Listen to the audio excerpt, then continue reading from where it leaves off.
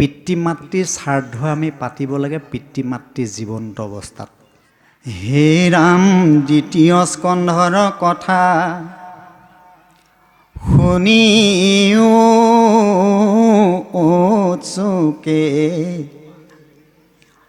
নিপতিৰ প্ৰশ্ন পাছে শুনি মুনি শুকে। অ কৃষ্ণ পদ পংকজক হৃদয়ত ধৰি দিলন্ত সিদ্ধান্ত তাংক সাধুৰ বাদ কৰি। ধন্য নৰ প্ৰতিমতি উত্তম তোমাৰ পুছিলা হাজিটো কথা সংসাৰতে সাৰ। এই মুখ্য ৰৈ সাধন ইটো জগতৰে হিত লভিলা মুকুতি যিটো তাহাৰো বাঞ্ছিত। নাহি জ্ঞান যাৰ জাতি ধৰ্ম মাত্ৰ কৰে নিতে বলি বিশ্ব পাঞ্চ যজ্ঞক আচৰে। অ তাহাৰ শ্ৰোতব্য কথা আছে অসংখ্যাত হৰি বিমুখৰ হুৱে ব্যৰ্থে আয়ু পাত।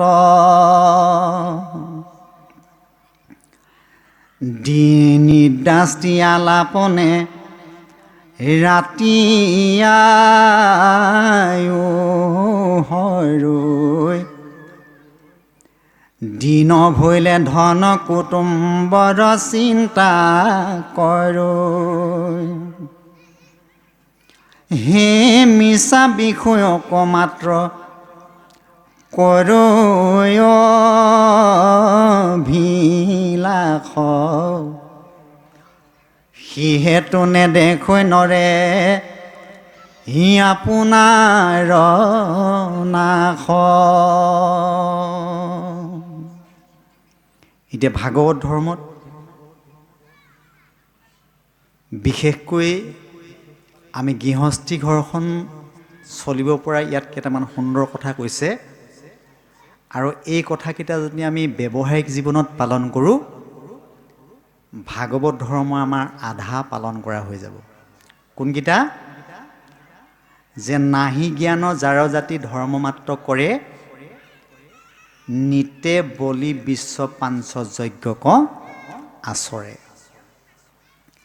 এতিয়া আমাৰ গৃহস্থী ঘৰখনত বিশেষকৈ আইসকলৰ দ্বাৰা ৰাতিপুৱা শুই উঠাৰ পৰা ৰাতি শোৱালৈকে পাঁচটা পাপ হয়। আইসকলে মন দি শুনিব, ভাগৱতলৈ যে আহিলে এইকেইটা আপোনালোকে লৈ যাওক, ব্যৱহাৰিক জীৱনত পালন কৰিব এইকেইটা, তেতিয়াহে লাভ হ'ব দেই। এই পাঁচটা পাপ হৈছে পাঁচটা পাপ হয় আৰু পাঁচটা পাপৰ কাম আমি পাঁচটা যজ্ঞ কৰিব লগা হয়। যজ্ঞকেইটাও মই কৈ থৈ যাম। এতিয়া পাঁচটা পাপ এই জলকুম্ভ চুলীয়া বাহনী ঢেকী পতা গৃহস্থৰ ঘৰে এহি সোণা পাণ ছগোটা। প্ৰথমটো পাপ কি হয়? জলকুম্ভ। কলহত বা টিঙত পানী আনি যেতিয়া আমি গৰম কৰোঁ চকুৰে মনিব নোৱাৰা অসংখ্য বীজাণু ধ্বংস হয়। এইটো প্ৰথম পাপ। দ্বিতীয় পাপটো হৈছে চুলীয়া। চুলীয়া মানে হৈছে জুইশাল। জুইশালত চাউল মুঠি ৰন্ধন কৰাৰ পৰা ধৰি মাছ মৎস্য ৰন্ধন কৰালৈকে পাপেই সিজে। চাউল মুঠি সিজাওঁতে চাউলৰ বহুত কণ মৰে। জুইত যেতিয়া আমি খৰি ভৰাই দিওঁ বহুত পোক পৰুৱা মৰে। আৰু মাছ মৎস্য ৰন্ধন কৰালৈকে সেইখন শ্মশানশাল আৰু এইখন শ্মশানশালৰ মাজত কোনো পাৰ্থক্য নাই। সেইকাৰণে আমি বিশেষকৈ মনুষ্যই পৰাপক্ষত আহাৰ মুঠি সাত্বিক হ'ব লাগে। মাছ মাংস মই এৰি দিবলৈ কোৱা নাই, কিন্তু যদি পাৰে সাত্বিকতা হ'লে ভাল। এইটো হৈছে দ্বিতীয় পাপ। তৃতীয় পাপটো হৈছে বাহনী। বাহনীয়ে যেতিয়া ঠাই সাৰে,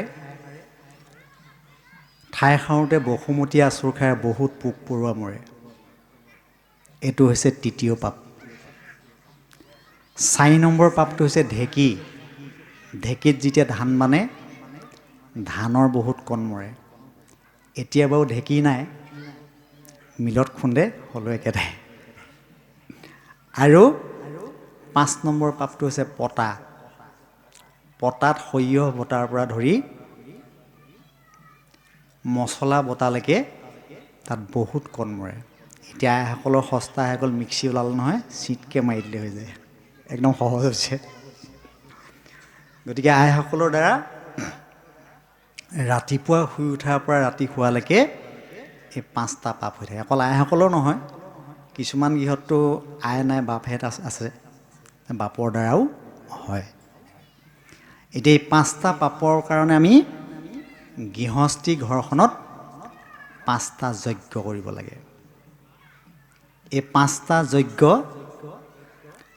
প্ৰথমটো হৈছে বলিযজ্ঞ, দ্বিতীয়টো হৈছে দেৱযজ্ঞ, তৃতীয়টো হৈছে ভূতযজ্ঞ, 4 নম্বৰটো হৈছে পিতৃশ্ৰাদ্ধ, আৰু 5 নম্বৰটো হৈছে নিৰ্যজ্ঞ।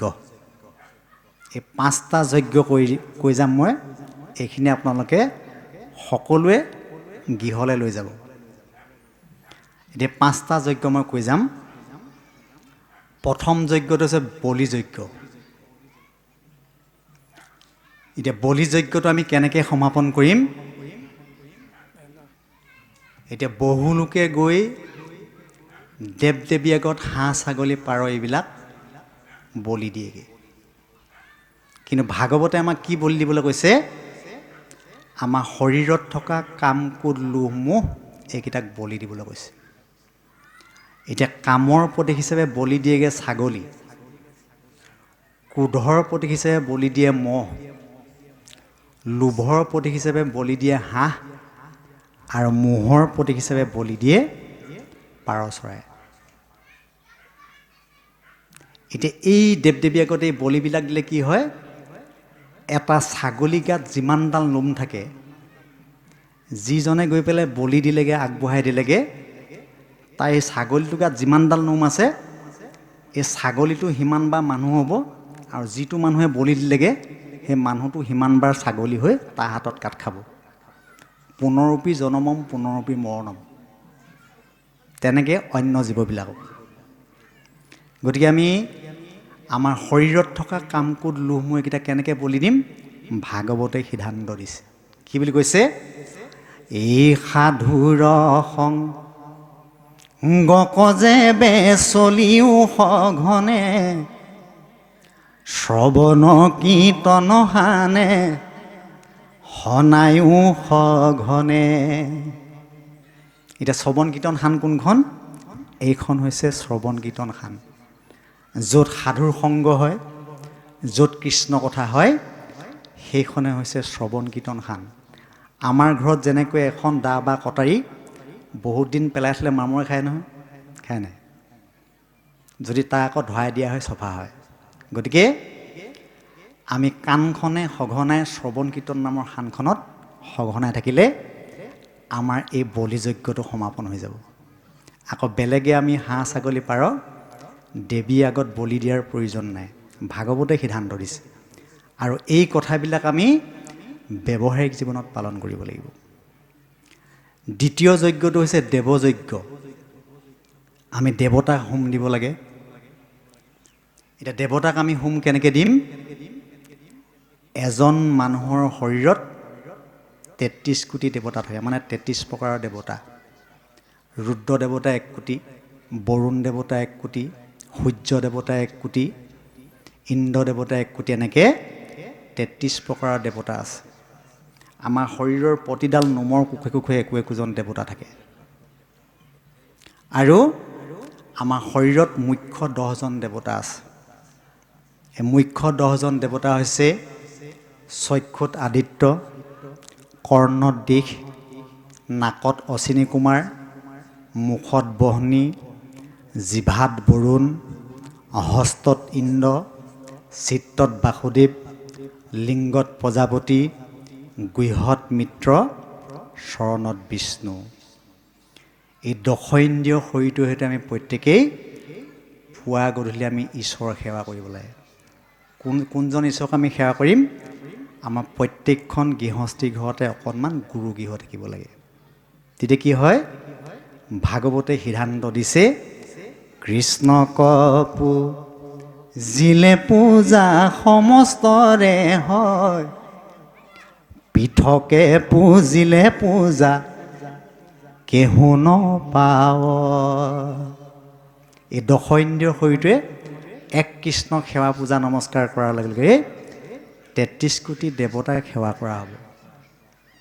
আৰু আমি ৩৩ কোটি দেৱতা যদি এজন এজনকৈ পূজা কৰিবলৈ যাওঁ কিমান দিন লাগিব? ৩৩ কোটি দিন লাগিব। আমি কলিযুগৰ মানুহ সেইখিনি কৰাটো সম্ভৱ নহয়। গতিকে এক কৃষ্ণক সেৱা কৰিলে আমাৰ সম্পূৰ্ণ হৈ যায়। সেইকাৰণে প্ৰথম স্কন্ধত এক দেও এক সেও একত বিনে নাই কেও, এজন ভগৱন্তকে সেৱা পূজা নমস্কাৰ কৰিবলৈ কৈছে। এইটো হৈছে আমাৰ দেৱযজ্ঞ। বেলেগে আমি দেৱতা পূজা কৰাৰ প্ৰয়োজন নাই। কোনজন দেৱতাক সেৱা কৰিব লাগে? এক কৃষ্ণ দেও কৰিও সেও, এক কৃষ্ণকে সেৱা পূজা নমস্কাৰ কৰিবলৈ ভাগৱতে আমাক সিদ্ধান্ত দিছে। তাৰপাছত ৩ নম্বৰ যজ্ঞটো হৈছে ভূত যজ্ঞ। ভূত মানে হৈছে জীৱ। আপোনাৰ গৃহখনত থকা হাঁহ, ছাগলী, পাৰৰ পৰা, গৰু গাইৰ পৰা ল'ৰা ছোৱালীকেইটালৈকে আমি যিখিনি পৰিচালনা কৰোঁ, গৰুহাল এৰাল দি থৈছে, সময়ত পানীকণ খুৱাই দিয়া, লৰাই দিয়া, সেইটোৱে সেৱা। কুকুৰটো পুহিছে, সময়ত এমুঠি খাবলৈ দিয়া, ল'ৰা ছোৱালীকেইটাক কাপোৰ কানিকেইটা ধুই দিয়াৰ পৰা ধৰি খোৱা বোৱা চোৱালৈকে এই জীৱসমূহক পৰিচালনা কৰাটো হৈছে ভূত যজ্ঞ। এইটো ভাগৱতে সিদ্ধান্ত দিছে, এই সমস্ত ভূততে দেখিবে কয় আত্মসম, উপায় মধ্যতইতো ইয়াতি মুখ্যতম। গতিকে গজহস্তীৰ পৰা গুৰিপুৰলৈকে সমস্তৰে আত্মাক ভগৱন্তক দৰ্শন কৰিবলৈ গৈছে। এইটো হৈছে ভূত যজ্ঞ। এতিয়া ৪ নম্বৰটো হৈছে পিতৃ শ্ৰাদ্ধ। এইটো আজি মই লৈ যাম, যদি কাৰোবাৰ প্ৰশ্ন থাকে প্ৰশ্ন কৰিব পাৰিব। আমি যে পিতৃ শ্ৰাদ্ধ পাতোঁ, পিতৃ মাতৃৰ শ্ৰাদ্ধ আমি পাতিব লাগে পিতৃ মাতৃ জীৱন্ত অৱস্থাত। আৰু পিতৃ মাতৃ বিয়োগৰ পাছত আমি একাদশ দ্বাদশলৈকে যিটো আমাৰ গৃহশুদ্ধি কৰ্ম, সেইখিনি কৰি তাৰ পাছত বছৰেকীয়া পতাৰ প্ৰয়োজন নাই। সেইটো ভাগৱতে সিদ্ধান্ত দিছে। এতিয়া পিতৃ শ্ৰাদ্ধ কেনেকৈ কৰিব লাগে, এই কথাকেইটা সুন্দৰকৈ ভাগৱতৰ 10ম স্কন্ধত কৃষ্ণই যেতিয়া কংসক বধাৰ পাছত বসুদেৱ দৈৱকীক পোতাশালৰ পৰা মুক্ত কৰি আনিছে, তেতিয়া কৃষ্ণই পিতৃ মাতৃক কৈছে, যিটো পিতৃ মাতৃ জন্মিলে দেহ, পুখিলে কয় অনুদিন, সিটো পুতে তাৰ সতে কবৎসৰে, খুজিবে নপাৰে ঋণ। পুত্ৰ হৈয়া যিটো পিতিক নোপোষৈ দুৰ্জনয়াতিয়াবাদী তাহাৰ মাংস ক তাকে খুৱায় যমৰ কিংকৰে কাটি। গতিকে আমি